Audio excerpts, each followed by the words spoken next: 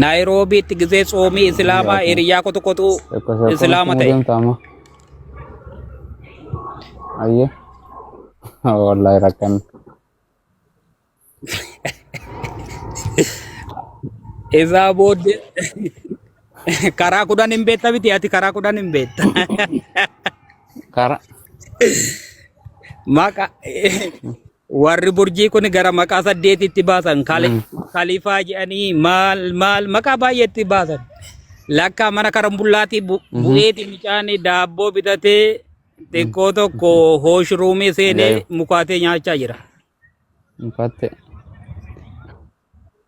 Kanaaf namni amma reefu islaama ta'e amma sheekota hundumaa hin caalaa jechuudha. Kaasii booda shaadaa qabate akkasuma teessoo. Ati nama shaadaan qabsiiftuu hin qabatu. Kiristaana keessaas hin jirtu. Namni siqee wal hin jiru bara ammati. Walduma tokko hin dhayitu. Waldaan hin dhayita amma.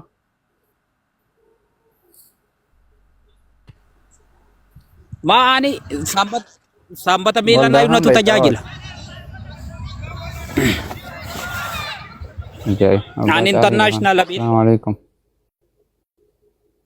Assalamu warahmatullahi wabarakatuh. Akam nagada. Waalaikumsalam. Welcome. International pen. Baga jiraattan.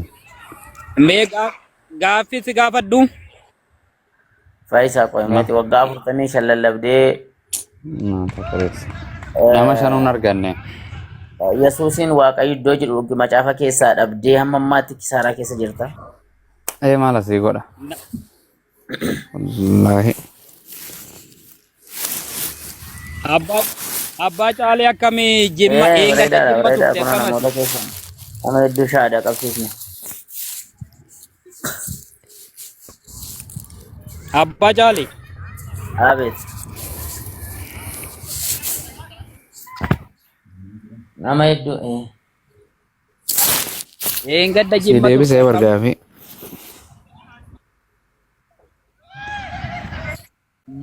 Jimmi beektaa jimmi islaama jechuun aadaadha malee amma kanarree akaraaree islaamummaarraa ajaan qabani.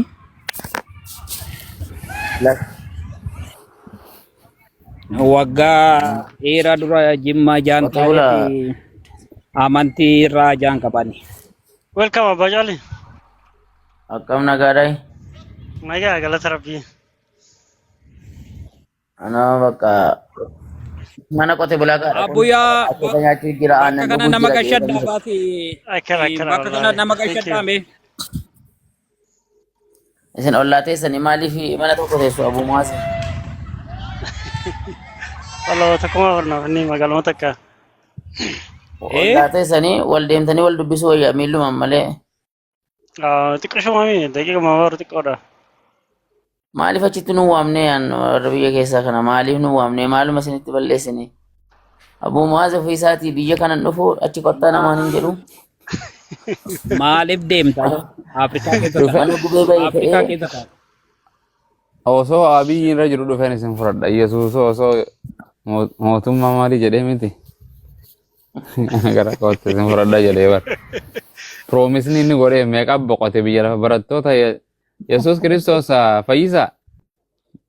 Barattoonni Yesuus Kiristoos inni piroomisa godheef osoo gartee lubbuun jirtanii dhufeen isin fudhadha jedheen namni lubbuun jiru jiraarra.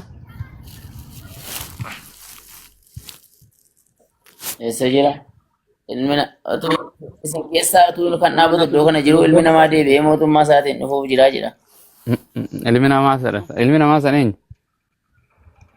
Fayyisaan nama fiiga malee bara karaa fiiguun laallanne bara fiiguma jira malee. Kuni kallattii hunda bararaa bara.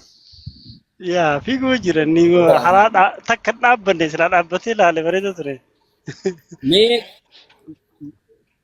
rakkina tokko hin qabu mee gaaffii sin gaafadha bee hin deeyyamtu. Yohaannis 5 lakkoofsa 22 irratti abbaan nama tokkotti hin faradu. Firdii hundumaa ilma isaatti kennee yaa maaliif firdii maali? Maaliif firdii sana isaaf firdii jechuun aboo barbaada murtii takka. Abiyyi murtii takka nama tokkotti nama hin kennu. Abbaa alangaa.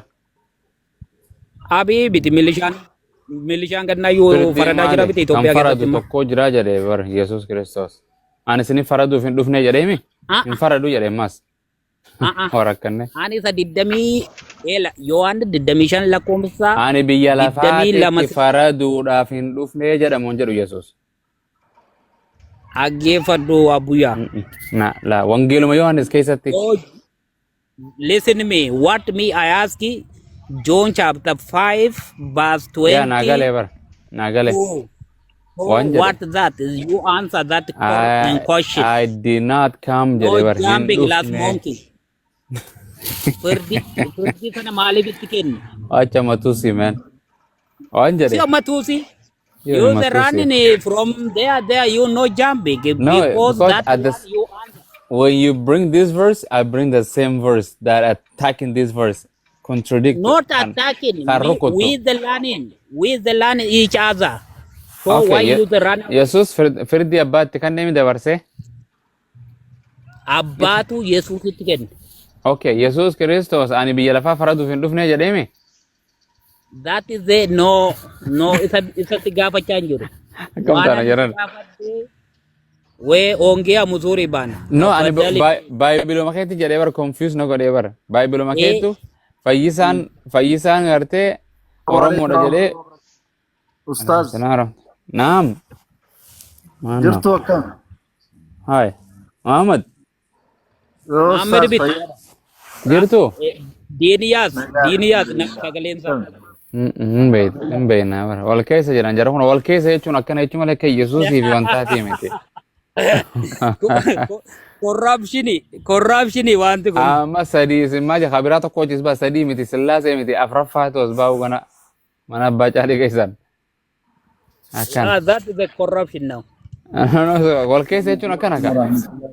Alhamdulillah. Waalaikum salaam wa rahmatullah kunoo sillaaseen dhufte. Hayyakumullah. Zakabi. Jirtu. Mashallah. Guddisa masha Allah baga jiraatan anaa dhuf. Abbaa mo'aasni qabda guddis. Qoonaa isaan guddisa. Deemanii wangeelaa Darabii lallaban. godhu jira beektaa? Eeywa amma kunoo baga jiraatan. Unno Malleen biraa umrii nu dheeradhu. abbaa ilma hafuura qulqulluu qofa barbaanne baga jiraatan. Gaami. Akka masha Allah eenyu haa jedhu ustaad ol nu barsiisaa kaamaaloo. Oromoo guyyuma tokkotti maqoon nu himtan malee shakkiin qabdu. Abbaa caalii kun beektaa evanjelikseen deema jedhee cooma nyaachaa jira. Akkatti bifa gugeen taate. Bifa gugeen taate. Hedduu. Wallahi latiin. Sillaasee jechuun sadii booma sadeen qaama sadeen kanaa kunoo waaqa keessa kanumaa miti fayyisaa. Fayyisaa. Silaa. Okay, amma laal amma jarri kun qaama sadii. Ofii jechuun gartee maqaan isaanii adda, hojiin isaanii adda, jaarmeenii qaama isaanii adda, umriidhaanis adda. Jarri kun tokko ta'uu hin danda'an. Waaqayyoon keessoo akkasuma. Amma jarri kun nama meeqa jarri kun? Waaqayyoon koo akkasuma. Dhageeffadhu nama takka, nama lama, nama sadii jennamoo nama tokko jenna jara kana. Warra kana bitis umaan fakkeenya No, fudhadha. afaan Oromoo naa deebise. Jarri kun nama sadii moo nama tokko? Jarri kun akkan argutti abbaan caalii achi mul'atu nama lama argaa hin jira.